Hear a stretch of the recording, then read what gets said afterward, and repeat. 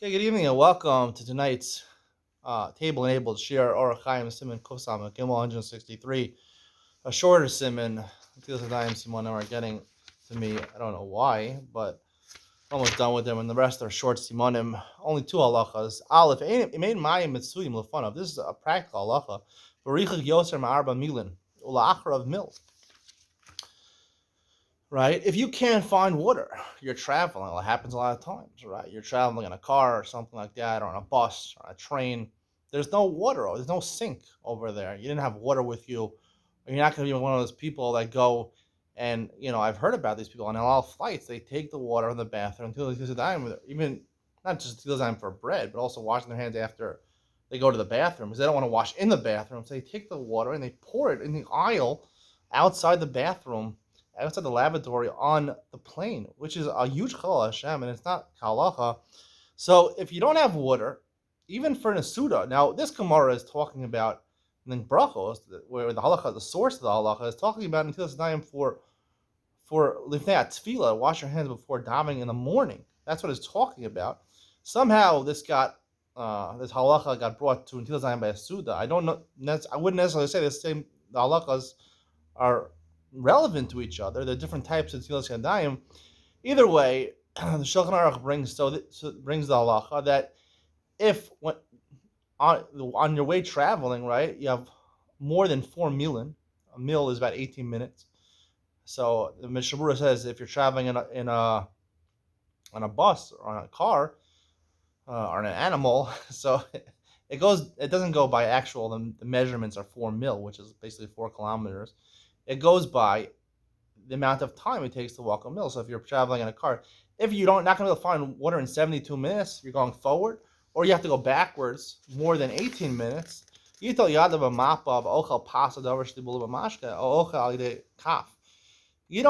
to do the Tilas Hadayim. You could take a mappa, a napkin, or you're supposed to wear gloves or something like that. And you could eat bread or anything which is tibula b'mashka, which is cooked in water or zayin mashkim or dipped in the zayin mashkim. Or the Ramah even adds you can use a fork. You don't have to cover your hands. Now, the reason the simple halacha, there's a lot of makom to be makel over here. You could use a fork. You could use anything, right? But there's chumras upon chumras upon chumras being brought up here. First of all, the Mishabura in the Bir Halacha brings a ritva over here that I feel bavada yishlim samayim gamkin ein lahakal b'stomach. Even if for sure you won't find water, you have to be really weak. I mean, the Torah Hadera. So people are saying, "Oh, I'm not weak enough. I can't do it." That's one chumrah. There's another chumrah. Maybe instead of just holding one hand, right? The point is that your hands shouldn't be matami the food, right? Either it's masriach, it's disgusting, or it's takana for kohanim. They shouldn't be matami their truma.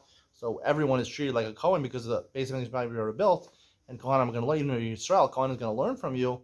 So you should only have to cover, just put a napkin on one hand to touch the food. So there's a chumrah to put on both. And then maybe you shouldn't use a fork, because a fork, if you can use a fork, at least cover your hands also, because it might touch your hand. I mean, the chumrah is upon chumrah is upon chumrah. The basic halacha is that you're allowed to rely on this yada b'mapa, yikrach yada b'mapa.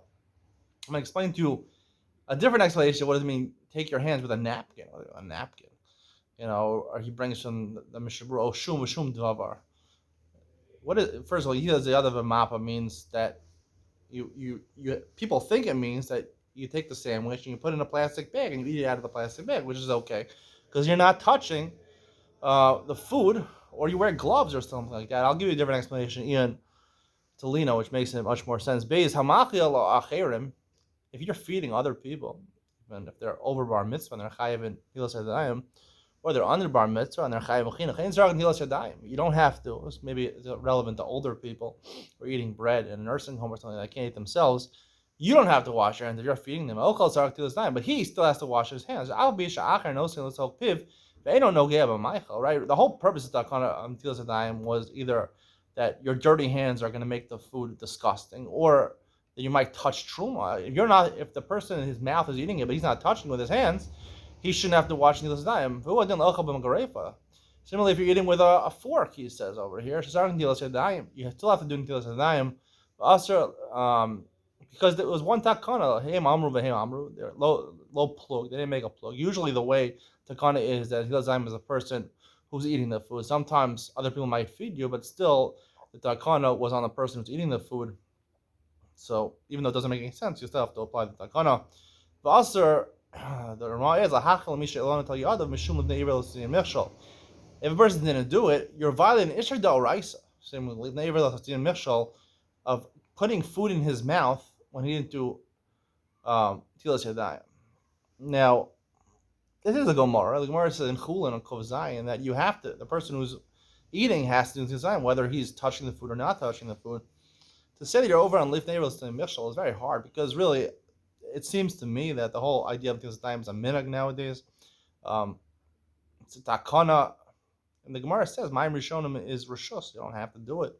It's either because your hands are dirty and are gonna make the food disgusting, or because of takana for kohanim really that they're gonna eat truma. We don't have truma now. Come on, not eating truma nowadays, and it's only for kohanim. So the whole thing really doesn't make much sense. So you're not gonna be the most you can say if it's a din derabbanan is you're over on lifnei iver.